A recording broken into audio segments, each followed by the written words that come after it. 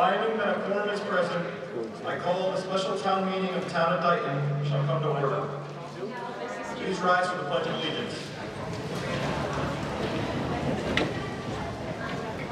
Pledge allegiance to the flag of the United States of America and to the republic for which it stands, one nation, under God, indivisible, with liberty and justice for all.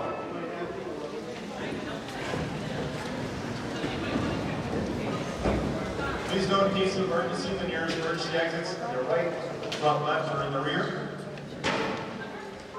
For any non-voters, please make sure you're seated in the front right section. Please make sure everyone's been checked in this evening with the checkers upon entry.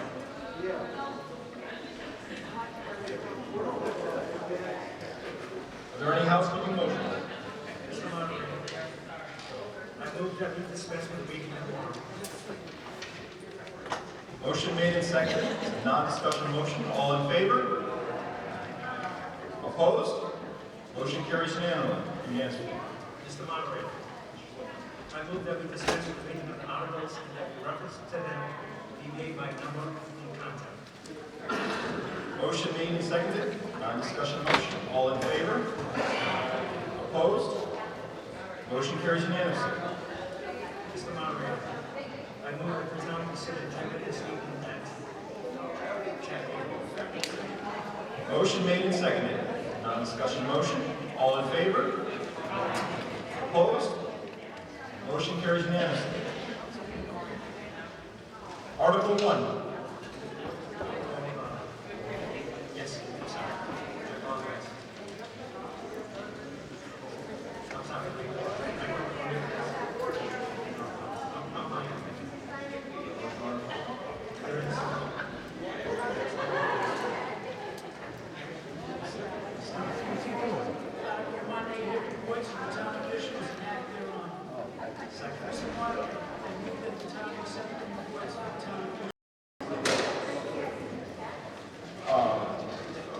Should we hear them first?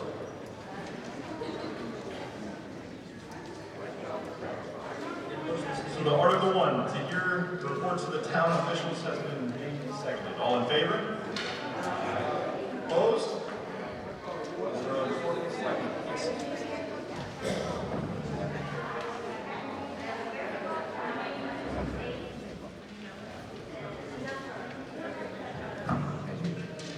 Good evening, Mr. Moderator, town officials, and to the residents of Dayton gathered this evening. My name is Ken Chico. I'm the chairman of the Board of Selectmen, and I am honored to present tonight's report on behalf of the board. The board of my colleagues, the Selectman Director's Office, and Selectman Mendenhall. Since we last met at the June's annual town meeting, the town and Board of Selectmen have been hard at work moving forward with a number of day-to-day priorities and long-term projects. We would be remiss if we began tonight without recognizing the hard work of a number of town officials and employees helping to navigate the challenges of the last week's autumn northeaster. In addition to the efforts of the National Grid and TMLP to get our power restored, I want to especially thank Fire Chief McGee and the men and women of the Dayton Fire Department, Highway Superintendent Tom Curry, and the staff of the Highway Department, Police Chief Bob McDonald, and men and women of the Dayton Police Department. Thank you.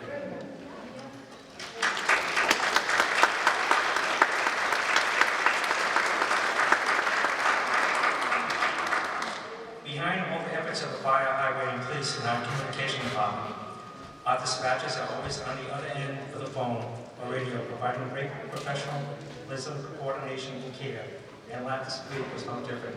I'd like to take a moment to thank our dispatchers for all they have done. Thank you.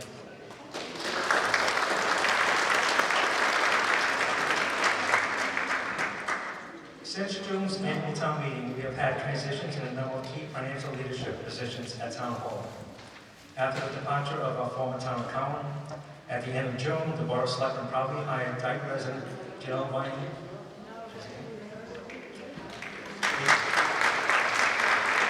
a certified public accountant, as our new town accountant. Ms. Whiting has already brought significant expertise and diligence to this important role, and we look forward to her work for the town for many, many years to come. At the end of July, we also saw the retirement of one-time Town Assessor Carol Beauregard, who sits in front row here. Together with the Board of Assessors, the Board of Selectmen hired Stephanie Schechter. That's good. I don't know if you got a phone call. As our new principal assessor in September, Ms. Schechter began her work for the town at the beginning of last month, just in time for the tax rate setting process. We are very excited to have Stephanie on board. Both our new town accountant and assessor are key members of the town's financial team, and they will be heavily involved along with the Board of Selectmen and Finance Committee, the town administrator, and treasurer collector in our upcoming Department of Revenue Financial Management Review requested by the Board of Selectmen in mid-July. The review should begin in the next few weeks and is expected to provide an important blueprint to help us guide for the town's financial future. The town's focus on securing grant funding to fund critical projects also continues from the summer into the fall. In late June, the town learned that it was awarded $118,000 state-shared streets and spaces grant to improve sidewalks and roadway accessibility in a variety of areas throughout the community. Residents should begin seeing these improvements later this month. The town earlier last month submitted a $150,000 grant application for accessibility improvements to various parks and playgrounds, to the town hall ramp and restroom facilities, and for our town website. We also submitted an $18,000 grant application to the state's Community Compact program in mid-October to fund investments in our IT infrastructure. Significant efforts by the Board of Selectmen and the Library Board of Trustees also took place during the summer to secure a temporary modular building for the Dayton Public Library. As we know, long-standing egress and accessibility issues have prevented the reopening of the Main Street building. The new modular and the relocation of the Library Youth Services Department to the lower level of Town Hall is a temporary fix that will lead to a more long-term solution for library programming. We also would like to thank our library staff for their assistance in this move. These efforts coincide with the reestablishment of Dayton's Capital Outlay Committee and the committee's effort to create the town's first ever 5-year capital plan.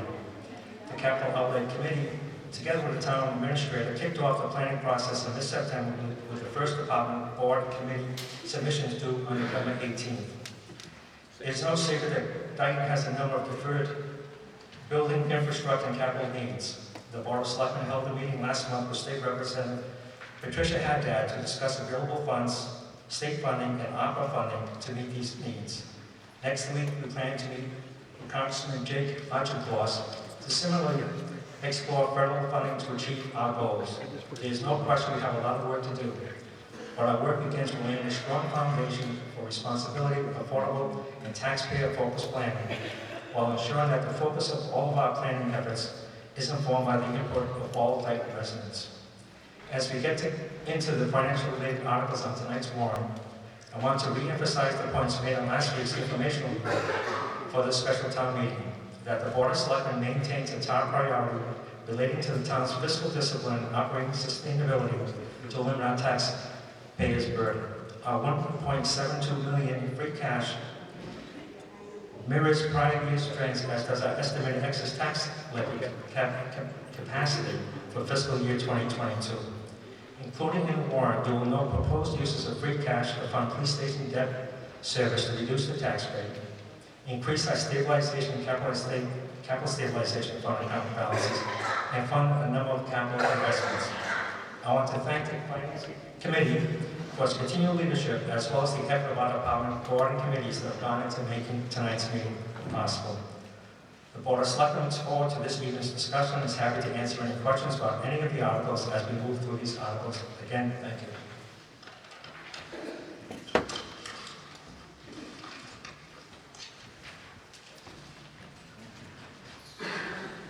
Thank you, Board of Selectmen. Is there a report from Finance?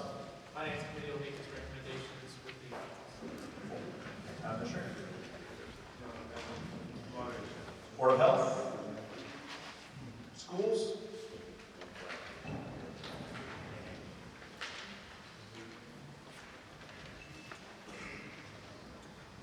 Thank you. Good evening. I'm Superintendent Dr. Anthony Aton. Happy to say this is my 8th year as superintendent here of DR.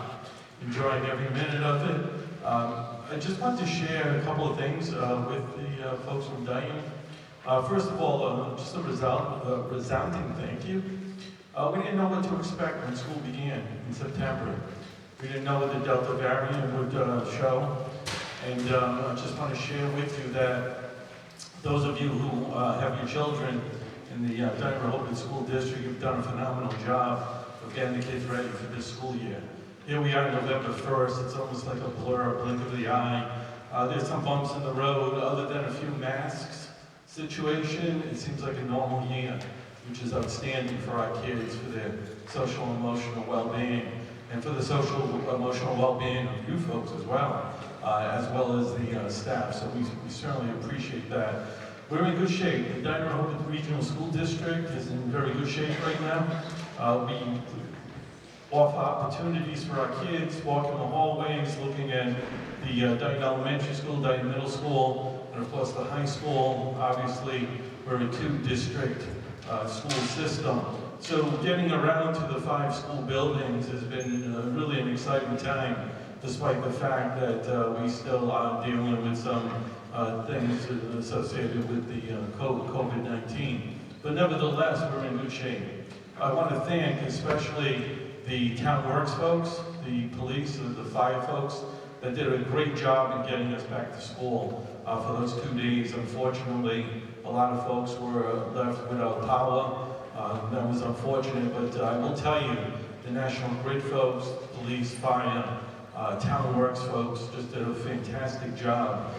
2 of my administrative team, one comes from Plymouth.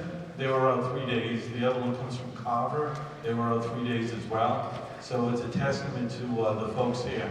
The other individual I'd like to thank as well is our town administrator, Mr. Mullen, who's gone above and beyond working with the school district. And we have started meeting monthly. This morning we had a meeting. And one of the things that we try to do in those meetings is get an understanding of what Dayton needs, what the needs are of the town, the municipality, and the municipality tries to work with us to find out what it is that the school district needs as well. And I would like to say that we're in very good shape in that regard. Also, with the knowledge that we didn't know how the school year would begin, especially how we ended last year, there were 2 individuals that really stood out over the course of last year and this year, working on this hand in hand, and that would be Todd Tillings and Rosalind Grassi. I don't know if they're in the auditorium this evening, but time and time again, last year, we didn't know what to expect. We were under the unknown, just like all of you were, and dealing with children and dealing with adults with the unknown. And you know, those of you who have children, whether or not they're kindergarten, 12th grade, college, graduates, the unknown is fearful. The unknown is something that we don't know how things will take place. And there were some very difficult nights and weekends that we didn't know what direction we needed to go into.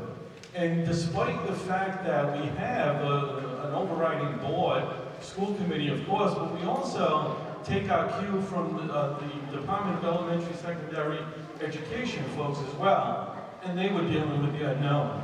But the local folks, dealing with the Department of Public Health and dealing with our local Board of Health here in Dayton, really set the stage, because when you talk about 24/7 picking up the phone and trying to get people and trying to reach out to folks at the state level, no answer, no answer, no answer. We're talking a Sunday night, talking 9 o'clock at night. We're talking about positive COVID cases coming back. And the only people picking up the phone at 9:30, 10 o'clock at night, Rosalind Grassi and Todd Tillings. It was just remarkable what they did, or what they do. And I was remiss last year, I didn't have a chance to point that out to you folks, but you have some incredible first responders in Dayton. When I say we, I'm talking about the school district. Without their support, without your support, providing us a budget year after year after year after year, and we understand 10, 11, $12 million, that is a big chunk of change that you folks have consistently provided for us. And just to summarize right now, I cannot tell you how excited I am to be the superintendent of schools in Dayton-Rehoboth, my 8th year, And when I talk to my colleagues at different conferences, a lot of them have been superintendents for 3 years, 4 years, 5 years, and they ask me, what is the difference? Why DR? And you know what it is? It's about the people in both of our districts. And tonight, obviously, the Dayton folks.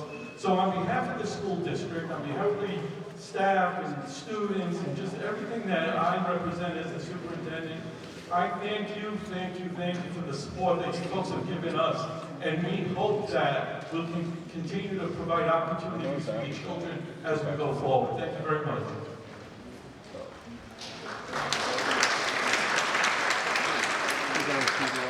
Thank you, Dr. Mazur. Are there any further reports from town officials or assessors?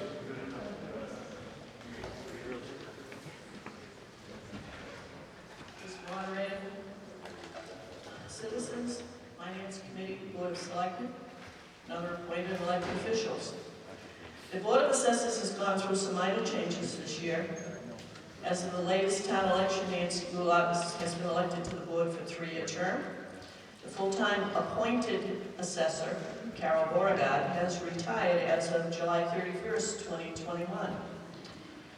She was also an elected member of the Board of Assessors and was chairman and was forced to retire because of that position being connected to the full-time position. The Board of Assessors and the Board of Selectmen have appointed Stephanie Schechter as the new full-time appointed assessor. Stephanie has come from the assessor's office from the town of Somerset. She had also started working for the assessor's office here in Dayton part-time from 2010 to 2017, before part-time moving on to Somerset, where she completed her Massachusetts Assessor's Accreditation and MMA designation for 4 years. Mrs. Beauregard was appointed to fill the unexpired term as assessor. The town is in an interim revaluation year for fiscal '22. As we all know, sale prices have increased at an incredible rate. Unfortunately, when the assessors do their valuation comparisons, sales versus value, it is the sale price that drives valuations. This being said, the town has been approved by the Department of Revenue for new valuations for FY22. Residential homes have increased an average of 6%. Land has increased 2%, and commercial property by 1%. Respectfully submitted, Eric Easterday, Chairman, Nancy Goulart, Clerk, and Carol Beauregard, Member of Board of Assessors. Thank you. Are there any further reports from town officials, committees? Seeing none. Mr. Moderator, I move that the town accept the reports of the town officials.